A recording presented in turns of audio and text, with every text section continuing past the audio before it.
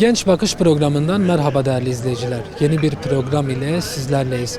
Bu hafta Batman'dayız. Gündemimizde barış ve demokratik toplum süreci olacak. Bu barış ve demokratik toplum sürecine Batmanlı gençlerin gözünden odaklanmaya çalışacağız. Şimdi gelin hep birlikte programımıza başlayalım.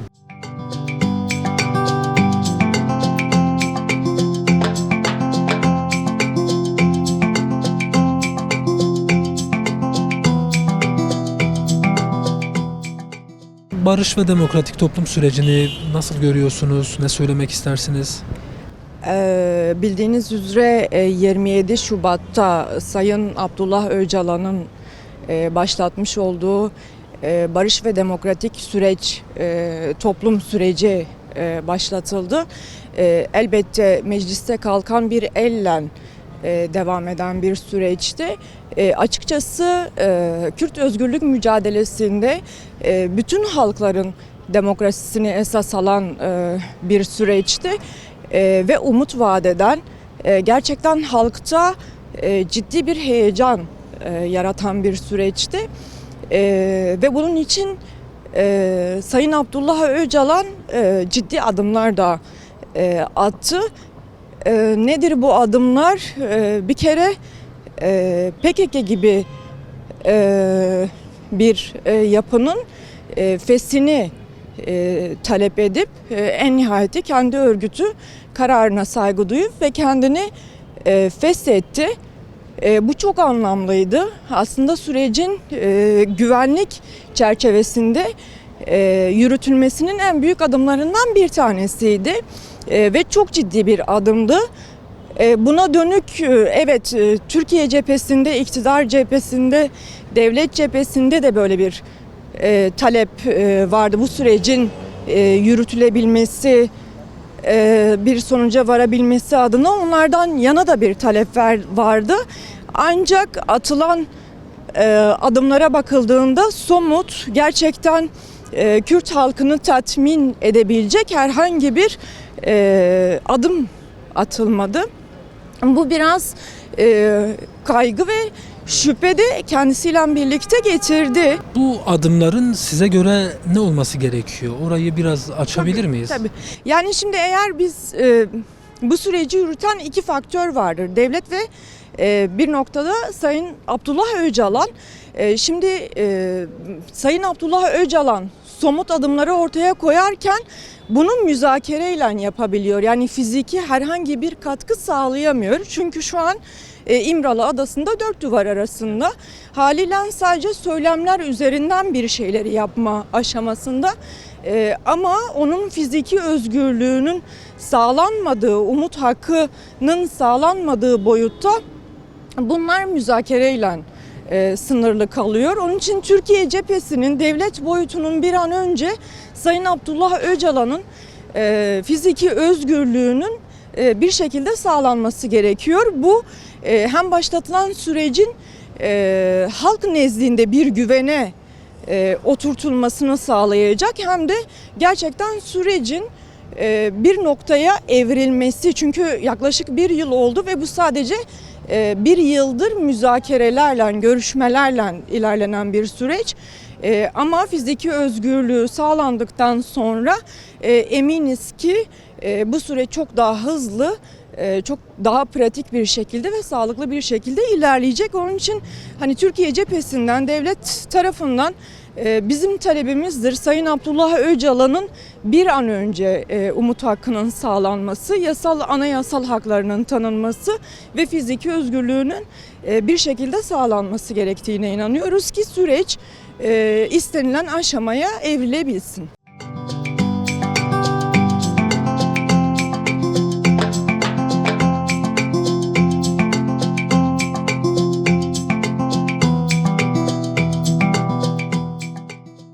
Barış ve demokratik toplum sürecini nasıl değerlendirmek istersiniz?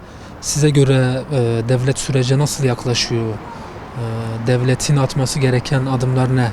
Yani sürece esasında nasıl yaklaştıklarından ziyade bence atılan adımların net ve şeffaf adımlar olması konusunda kesinlikle çok kararlı olmaları lazım. Çünkü Kürtlerin talepleri belli. Kürtlerin ne istediği belli. Kürtlerin ana esas üzerinde varlık kesinlikle tanınmalı. Kürtlerin dil hakları müdafaa edilmeli. Ve atılan bütün adımlar her ne olursa olsun gerçekten şeffaf adımlar olmalı. Provokatif adımlar olmamalı. Kürtlerle barışan her kim olursa olsun bunun farkında olmalı ve bu farklılığı kendi pratiklerinde de geliştirmeleri ve özümsemeleri şarttır. Çünkü Kürtler ne istediğini bilen bir halktır. Öcalan'a umut hakkı sağlanmalıdır ve Öcalan'ın özgür siyaset yapabilmesi için uygun koşullar hazırlanmalıdır. Çünkü Öcalan sadece bir önder kişilikten ziyade 40 milyonu aşkın bir nüfusu, bir halkı temsil eden bir liderdir. Ve onun bu liderlik özellikleri hassasiyetle belirginleştirip ve bu belirginleşme özelliklerine göre kesinlikle uygun siyaset yapabilme, pratikte uygun adımlar atabilme ve oluşturulan neticeler dahilinde de bir sürece girme şeklinde Öcalan'a umut ve özgürlük hakkı tanınmalıdır. Peki gençliğin rolü ne olmalı sizce? Gençlik nasıl bir sorumluluk almalı? Gençlik kültürüne, özüne, değerlerine, halkına, inançlarına ve liderine sahip çıkmalıdır. Son olarak bir çağrın var mı? Çağrım şu şekildedir. Dediğim gibi her ne olursa olsun Kürtler ne istediğini bilen bir halktır. Ve ne istediğini bilen bir halkın karşısında da somut adımlar atılması, şeffaf adımlar atılması şarttır.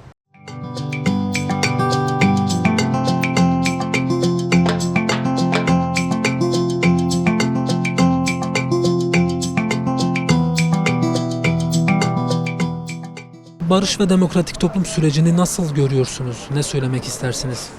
Yani ben açıkçası bu sürecin geç kaldığını, yani bu sürece geç kalındığını düşünüyorum. Çünkü savaşın hiçbir zaman bir kazananı olmaz ve bu süreç için iki tarafın da gerekli adımları atması gerekiyor. Öyle düşünüyorum. Özellikle devlet tarafının bu konuda eksik kaldığını düşünüyorum. Çünkü şu an tamamen devlete kalmış bir şey. Onların atacağı adıma kalmış bir şey. Gördüğümüz gibi silah bırakma süreci gerçekleşti, bir ateşkes süreci gerçekleşti ve şu an devletin adım atması gerekiyor. Belirlediği şeylerin yani çözüme ve anayasaya kavuşması gerekiyor. Bizim ilk işimiz neydi? Sonuçta ben de bir Kürdüm ve benim kendi istediğim şey kendi dilimde, kendi kültürümde yaşam sağlamak. Yani ben bunu istiyorum ve kendi dilimde eğitim görmek istiyorum. Bu noktada kesinlikle Kürt halkının haklı bir mücadelesi olduğunu savunuyorum ve bu mücadelenin de destekçisiyim. Bunu söylemek gerekiyor. Devlet noktasına da bakacak olursak. Bu adımlar ne olmalı? Orayı biraz açabilir miyiz? Şöyle bugüne kadar Kürtlerin varlığı bile kabul edilmiyordu. Şimdi bu bir gerçeklik. Biz yavaş yavaş kendi varlığımızı kabul ettirdik ve var olduğumuzu kabul ettirdik. Yani bunun da mücadelesini sürekli dilimizle konuşarak, dilimizle şarkı söyleyerek, dilimizi savunarak, kültürümüzü savunarak kazandık. Yani bizim en büyük mücadelemiz buydu zaten. Biz bunun mücadelesini veriyoruz. Ve ben bir Kürt olarak bunu isterken bir Türkçe konuşmasın demiyorum ya da Türkçe eğitim görmesin demiyorum. Ben diyorum ki ya bu bir Süryani için de geçerli bir şey, bu bir Ermeni için de geçerli bir şey, Ezidi için de geçerli bir şey. Burada hangi halk kendi dilini konuşmak istiyorsa konuşsun. Dili yüzünden, kültürü yüzünden, bunlar bir kenara varlığı yüzünden bir toplum sömürülmemeli, asimile edilmemeli, katliamdan geçmemeli. Yani bunların hepsini Kürt halkı olarak biz birebir şahit olduk. Yani ben 90'lı yıllardan doğma bir kişi olarak ya benim gözümde benim ailem işkence gördü. Yani bunlara rağmen biz hala barış diye diretiyorsak bence herkesin barışa destek olması gerekiyor. Yani büyük travmalardan geçmiş bir halk olarak biz bu kadar barışı diretiyorsak, bu kadar birlikteliği, hala halkların kardeşliğini savunuyorsak devletin de bir adım atması gerekiyor artık bu noktada. Yani ben devletin şu an adım noktasında eksiklik gösterdiğini düşünüyorum. Neden? Aslında şöyle de bakıyorum olaya. Devlet birazcık daha koalisyon güçlerinin ne tepki verdiğine bakıyor. Yani koalisyon güçleri ne tepki veriyor, ben de ona göre Kürtlerle birlikte olayım mı olmayayım mı düşüncesine sahip diye görüyorum. Ama şöyle bir gerçeklik var. Türkiye'nin var olmasını, Türkiye'nin doğru bir zeminde, demokratik bir zeminde siyaset yapmasını ve iç savaşın olmasını istemiyorsa Kürtlerle birlik olmak zorunda. Biz bu ülkenin yarısıyız. Yani yarısı olan bir halkız ve bizim dilimiz, varlığımız, her şeyimiz inkar edildi. Yani biz bunun mücadelesini verdik. Biz farklı bir şey istemiyoruz ki. Eğer ki ben bu ülkede benim dedem, benim babam savaşmışsa burayı kurmak için benim de hakkım vardır.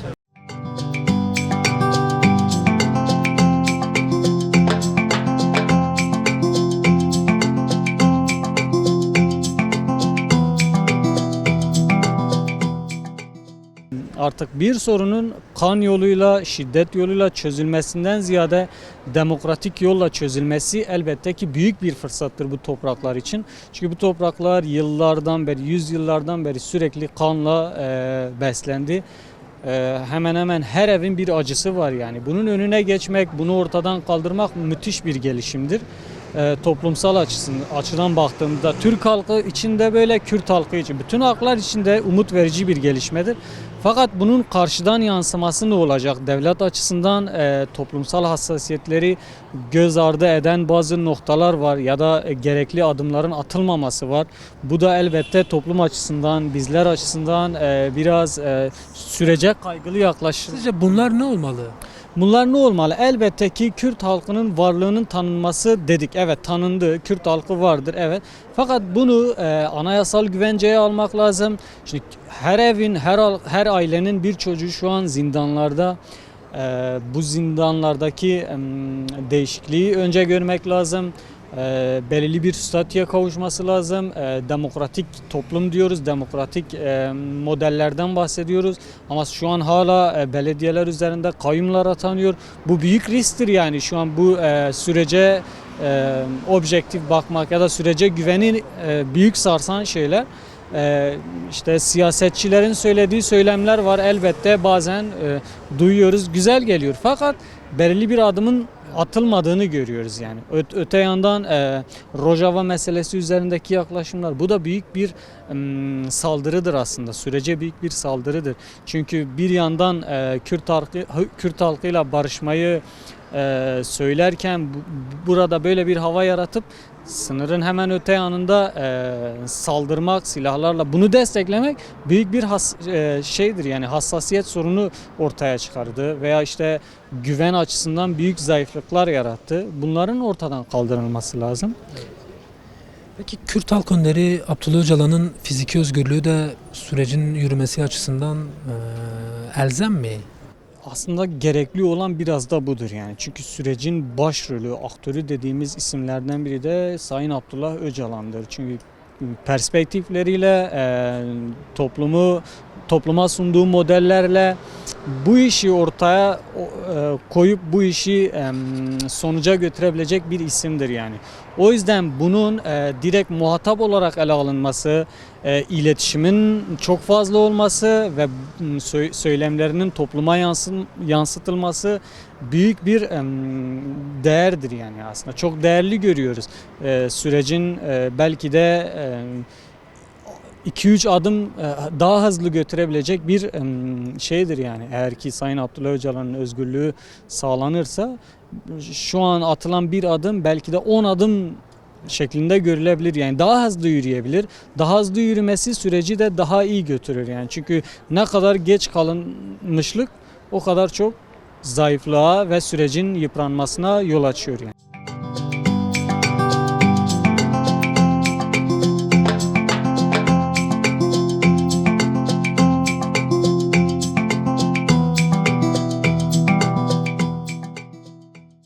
Barış ve demokratik toplum sürecini nasıl değerlendirmek istersiniz?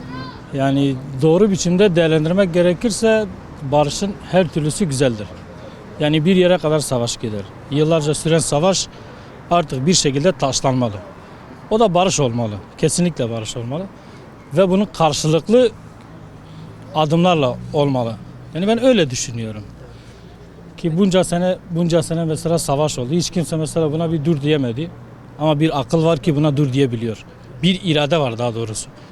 Yani tutulmuş, hapsedilmiş. Bunu hepimiz de tanıyoruz, biliyoruz kim olduğunu. Yani dinlenilmesi gerekiyor aslında. Bu şekilde söyleyebilirim biraz da. Peki size göre devlet sürece nasıl yaklaşıyor? Devletin hangi adımları atması lazım? Yani 2013'e birkaç kere aslında denendi bu. Çözüm süreci denendi ve olmadı. Başarılı bir şekilde olmadı daha doğrusu. Bu da karşılıksız güvenlerle. Ki bir adım güven içeriyor, güven gösteriyor ama bir adıma baktığın zaman da şey göstermiyor, güven göstermiyor. Yavaş adımlarla ilerliyor, süreci takip ediyor. İşte örnek gösterirsek mesela Rojava üzerinden de ele alabiliriz bunu. Durdurdular aslında, süreci durdurdular, bitirmek istediler, bitiremediler. Çünkü orada güçlü bir şekilde ortaya çıktı. Yani Kürtler Orta Doğu'da olmadığı sürece hiçbir şekilde barışta göz önünde vurulamaz. Bunu da bir ortak akla bağlıyoruz.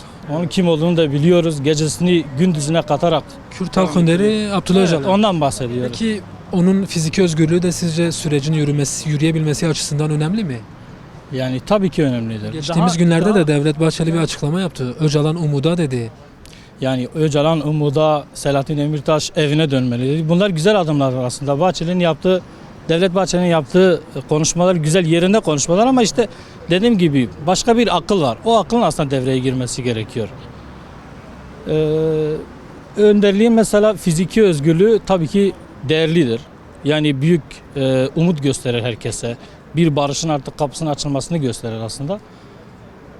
Tabii ki olması gerekiyor. Daha iyi koşullar altında çalışması gerekiyor aslında. Barışı daha güzel bir şekilde taşlandırması gerekiyor. Biz bunu söylüyoruz mesela. Yani bunun için uğraşıyorlar aslında arkadaşlar. Herkes de bunun için uğraşıyor. Bütün sivil toplum kuruluşları, bütün partiler zaten Devlet Bahçeli'nin yaptığı açıklamalar olumlu ve yerinde açıklamalardır aslında. Yani ülkenin artık gerçekten bir barışa ihtiyacı var. Bunların karşılık bulması lazım bu açıklamaların. Yani karşılık bulması gerekiyor. Artık gerekiyor yani. Gerçekten ölmesin. Ne askerler ölsün, ne diğer arkadaşlar ölsün. Hiç kimse ölmesin. Sağ ve ispat. Yani herkesin artık bir barışa ihtiyacı var ya. Anneler ağlamasın.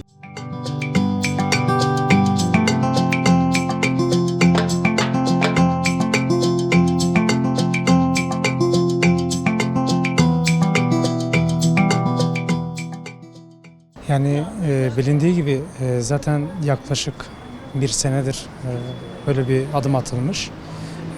İşte tabii ki bu adım olumlu bir adım. İşte tarihi bir adım da atıldı. Lakin karşı taraf hep böyle dolandırma peşinde, işte sabote etmek peşinde, provoke etmek peşinde. Tabii ki bunun önünü de zaten önderlik almış. Her zaman da dik durmuş yani büyük bir iradeyle. Yani tabii ki olumlu görüyorum. Haricinde Kelecan evet. Ya atılması gereken adımlar sizce nedir veya ne olmalı?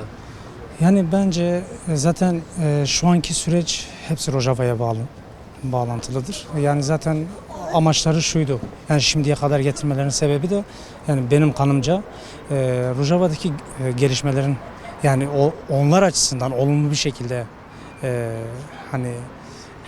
sonuçlanması. Tabii ki onlar gibi de sonuçlanmadı. Bunu açık ve net söyleyeyim. Hep böyle Kürt iradesi ortaya çıktı. Zaten bilindiği üzere işte Kürt temsilcilerinin Avrupa'da gösterdiği o duruş, sergilediği o duruş bizim için gerçekten tarihi bir adımdı. Hans statü açısından gerçekten değerli bir adımdı. Bu konuda bunları da belirtebilirim. Kürt Halk Önderi Abdullah Öcalan'ın fiziki özgürlüğü sürecin yürümesi açısından önemli mi sizce? Tabii ki önemli, çok önemli. Zaten hepsi birbiriyle bağlantılı bir durum. Dediğim gibi zaten hani Rojava'daki süreç olmamış olsaydı bu süreç olumlu bir şekilde sonuçlanırdı. Tabii ki uzamasının sebebi de Rojava'ydı. Şu an çok olumlu bir şekilde gidiyor. Zaten bilindiği üzere bugün de İmralı Adası'nda bir görüşme var. Zaten sonuçları da gelecek günlerde belli olacak. Kendi dilimizi bile mecliste annelerimiz gidip orada konuştuğunda kendi dilimize bile izin vermediler orada konuşmaya. Yani bu şekilde en büyük şeyi söyleyebiliriz yani. Sizce devletin ne yapması gerekiyor? Devletin sürece nasıl yaklaşması gerekiyor? Yani Abdullah Öcalan dediğimiz gibi burada en büyük adımı attı. Devletin de buna karşılık vermesi gerekiyor elbette. Evet ufak tefek adımlar var ama bunlar yeterli mi? Elbette yeterli değil. Yeterli bulmuyoruz bunu. Yani bu adımlara karşılık vermesi gerekiyor. Peki sürecin yürümesi açısından Kürt Halk Önderi Abdullah Öcalan'ın fiziki özgürlüğü sizce sağlanmalı mı? Sürecin yürüyebilmesi için. Yani elbette fiziki özgürlüğü sağlanması gerekiyor. Burada Abdullah Öcalan'ın fiziki özgürlüğü sağlanamadığı sürece Kürt halkı da özgür olamayacak. Bunu da elbette görebiliyoruz. İlerleyemeyeceğiz yani. Buradan bir çağrım var mı son olarak? Yani ilk etapta kendi dilimizi öncelik olarak korumamız gerekiyor. Bu adımları devletten de bekliyoruz. Abdullah Öcalan evet bir adım attı ama bunun karşılığını da bekliyoruz yani bunu söyleyebiliriz. Teşekkürler. Rica ederim.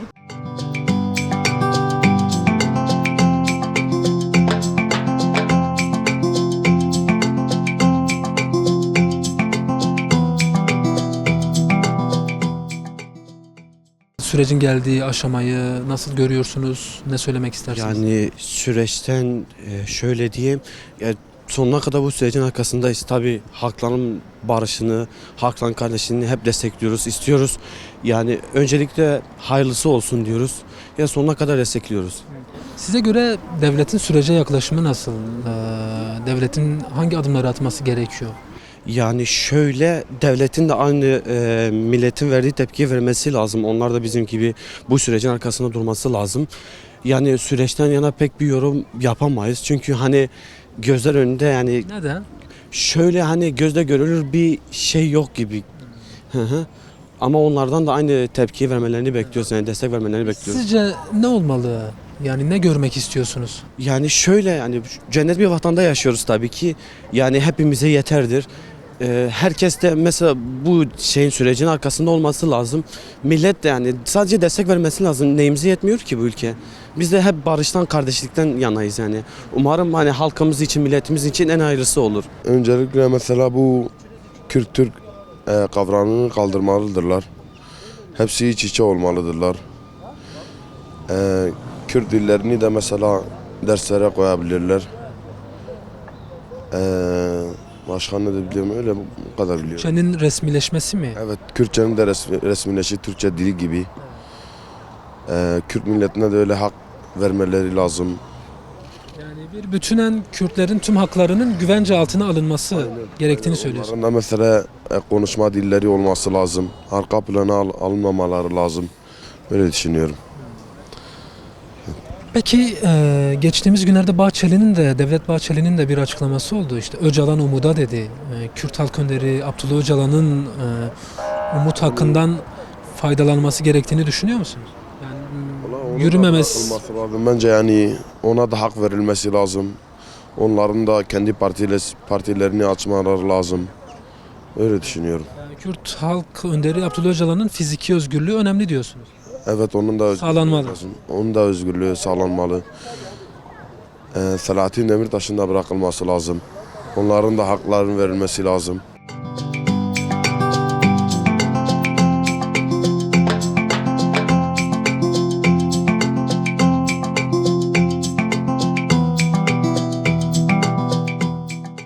Başlayan bir barış ve demokratik toplum süreci var. Siz bu süreci nasıl görüyorsunuz? Size göre devletin sürece yaklaşımı nasıl? Devlet hangi adımları atması gerekiyor? Şöyle söyleyeyim, şimdi şu an baktığım zaman yani geçinmek çok zor. Bu ayrı bir konu. Yani herkes asgari ücretin yükselmesini istiyor ama biz düşmesini istiyoruz. Yani şöyle söyleyeyim, şu an asgari ücret 28 bin lira, doğru mu? Ama şu asgari ücret 10 bin lira olsa, yakıt 5 lira olsa daha iyi olmaz mıydı? Yani bu işsizlik çok fazla. Mesela bir sürü arkadaşlarım var üniversite mezunu. Mesela itfaiyecilik bölümü bitiren var, hemşirelik bölümünü bitiren var ama boşta. Neden? Yani biz çözüm istiyoruz ya, vallahi. Yani barış olursa kardeşlik olur, barış olur. Ama baktığın zaman komşu komşudan kimse bir şeyden anlamıyor. Yani olursa çok güzel olur. Evet, teşekkür ederim. Barış sizce niye olmalı? Yani barışın önemi ne? Barışın önemi adalet, sağlık, huzur, saygı, sevgi. Bunlar yani. Ne olabilir ki başka? Barış olursa Türkiye bu çoklu krizlerden çıkar diyorsunuz. Tabii. Barış oldu mu mutlaka. Barış olursa yani şöyle söyleyeyim, örnek diyeyim. Yarın sabah kalktığın zaman bir barış var, bir sevgi var, bir huzur var. İşe gidersiniz, işten gelirsiniz. Tabii barış olduğu zaman işte gelir. Anlatabildim mi? Saygı çoğalır, sevgi çoğalır. Ama şu an baktığım zaman yani komşu komşudan kimse kimseden bir şey anlamıyor. Yani adalet yok.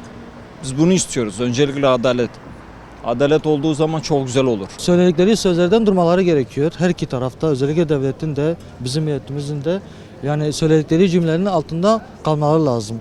Yani dışarıda farklı, içeride farklı söylenirse yanlış bir şekilde olur. Bunlar ne? Yani Kürtlerin haklarının güvence altına alınması. Kesinlikle Kürtlerin ana dili olsun, eğitim olsun, ne bileyim herhangi bir yerde mesela şu an çok rahat Kürtçe konuşuyoruz, daha da fazla olması lazım. Her şeyin serbest olması lazım. Nasıl başka bir ırkın, başka bir dil serbestçe konuşuyorsa herhangi bir ülkede, burada da öyle olması lazım. Daha da fazla olması lazım. İnşallah o günleri de göreceğiz.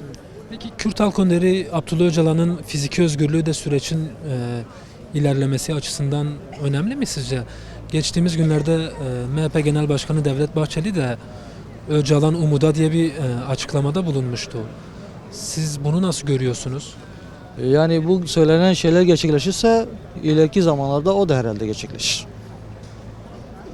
Sürecin yürümesi açısından. Ona da ihtiyaç duyulacak. Peki gençliğin rolüne de değinmek istiyorum. Sizce gençler nasıl bir rol almalı bu sürecin yürümesi açısından? Yani gençler biraz çok hızlı yaşıyorlar her şeyi. O yüzden biraz zamanla sabrederek her şeyi görmeleri gerekiyor. Yani sabretmesi gerekiyor. Yani nasıl söyleyeyim, böyle direkt hop diye atlamaması gerekiyor. Bizim gençler biraz çok fazla böyle hızlı davranıyor. Onlar da işte olumlu, olgun bir şekilde olayları izlemesi ve görmesi, yaşaması gerekir.